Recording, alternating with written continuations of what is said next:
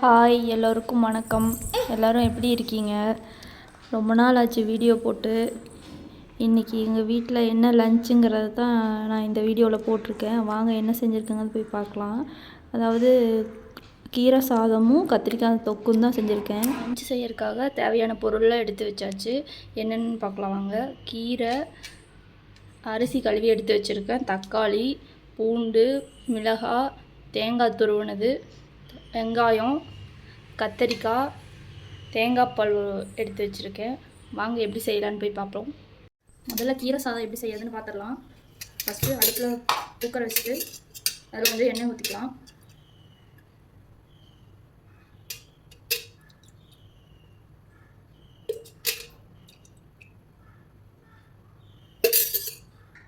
எண்ணெய் நல்லா காஞ்சதும் கொஞ்சோண்டு கடுகு,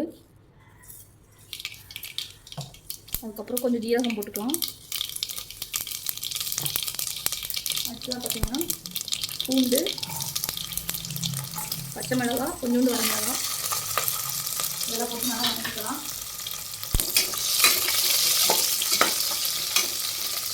கூடவே கொஞ்சம் நறுக்கின பெரிய வெங்காயம்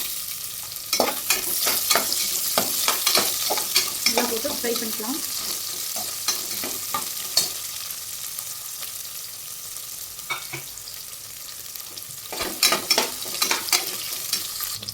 இப்போ பார்த்தீங்கன்னா வெங்காயம் பாதி வணங்கிடுச்சு. இந்த ஸ்டேஜில் நறுக்கி வச்சுருக்கிற தக்காளி சேர்த்துக்கலாம்.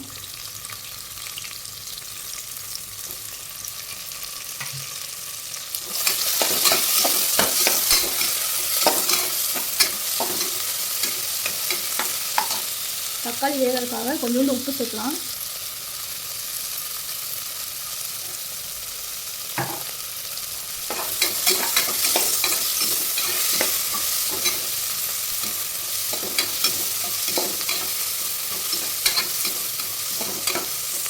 நல்லா தக்காளி வதங்கட்டும். இப்போ பார்த்தீங்கன்னா தக்காளி ஓரளவுக்கு வதங்கிடுச்சு. இப்போது நம்ம நறுக்கி வச்சுட்டு கீரை சேர்த்துக்கலாம். நான் சிறுகீரை தான் வச்சுருக்கேன்.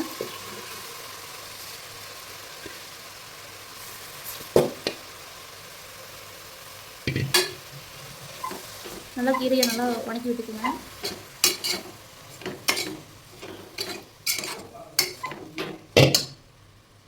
கீரை நல்லா 2 நிமிஷம் வேகட்டும்.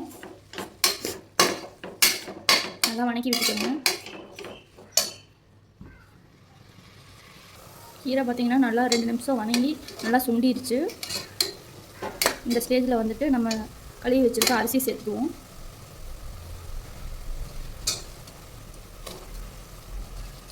கீரை பார்த்திங்கன்னா குழந்தைகளுக்குலாம் பிடிக்காது. இந்த மாதிரி செஞ்சு கொடுக்கலாம். லஞ்ச் ரெசிப்பியாக செஞ்சு டிஃபன் பாக்ஸில் போட்டு கொடுத்தா நல்லா சாப்பிடுவாங்க. அவ்வளோதான், அரிசி சேர்த்துட்டேன். அதை ஒரு கிளறி விட்டுருங்க. நான் நார்மல் சாப்பாட்டு அரிசி, வீட்டு அரிசி தான் எடுத்துருக்கேன். உங்களுக்கு வேணும்னா பாஸ்மதி அரிசியில் கூட நீங்கள் ட்ரை பண்ணி பார்க்கலாம். இது கூட தேங்காய் பால் ஊற்றிடலாம்.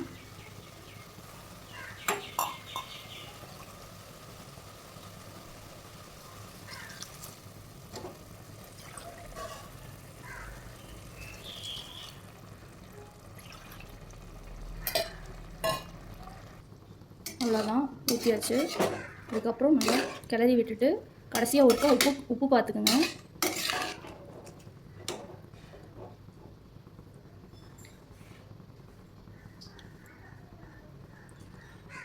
ஓகே, இப்போது மூடி போட்டு விசில் விடலாம்.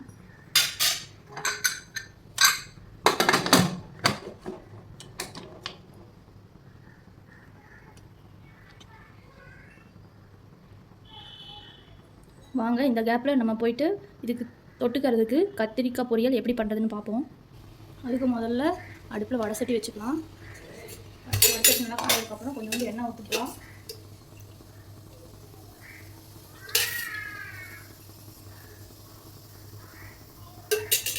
எண்ணெய் நல்லா காயட்டும். வடை சட்டி நல்லா காஞ்சிருச்சு. இப்போ கடுகு போட்டுக்கலாம். நறுக்கி வச்சுருக்க பெரிய வெங்காயம், கருவேப்பிலை எல்லாம் போட்டுக்கலாம்.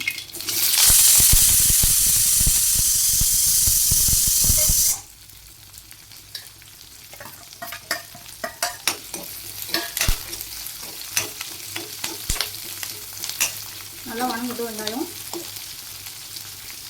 வெங்காயம் வந்து வதங்கிருச்சு. கூட தக்காளி சேர்த்துக்கலாம்.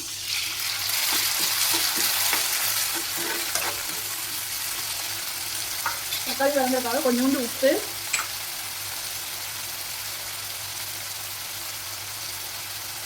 மஞ்சப்பொடி கொஞ்சம் சேர்த்துக்கலாம்.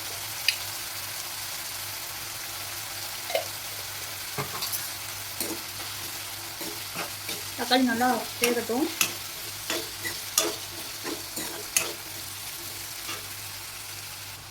இப்போ பார்த்தீங்கன்னா தக்காளி நல்லா வெந்துருச்சு. இது கூட நம்ம அரிஞ்சு வச்சுருக்கிற கத்திரிக்காயெல்லாம் சேர்த்துக்கலாம். நான் நீட்டை வாக்கில் அரிஞ்சிருக்கேன்.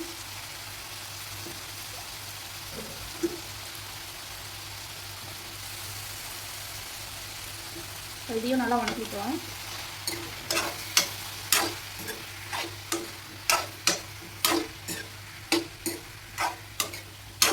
கத்திரிக்காய் நல்லா கொஞ்சம் நேரம் எண்ணெயிலே வணங்கட்டும்.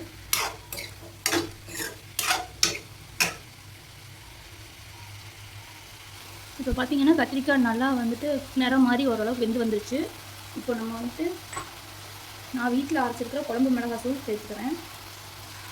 உங்களுக்கு வேணும்னா நீங்கள் தனி மிளகாத்தூள் கூட சேர்த்துக்கலாம். கொஞ்சோண்டு கொத்தமல்லி தூள் சேர்த்துக்கலாம்.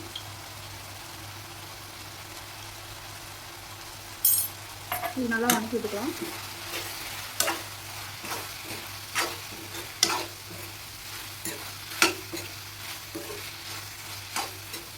கீரை சாதத்துக்கு இந்த ஃப்ரை வச்சு சாப்பிட பாருங்கள், செம்ம டேஸ்ட்டாக இருக்கும். இப்போது கொஞ்சோண்டு தண்ணி சேர்த்துக்கலாம். லைட்டாக தண்ணி சேர்த்துனா போதும். காய் வேகிற அளவுக்கு தண்ணி சேர்த்துக்கோங்க.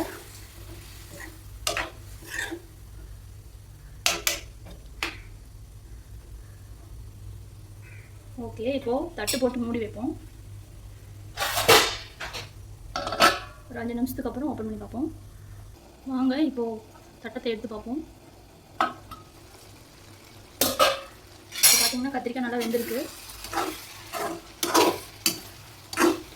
பார்க்கவே கலர்ஃபுல்லாக இருக்குது.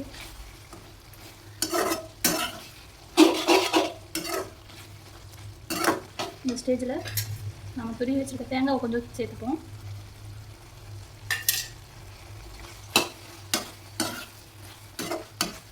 அது கூடவே கொத்தமல்லி நறுக்கி வச்சுருக்கேன், அதையும் சேர்த்துக்கலாம்.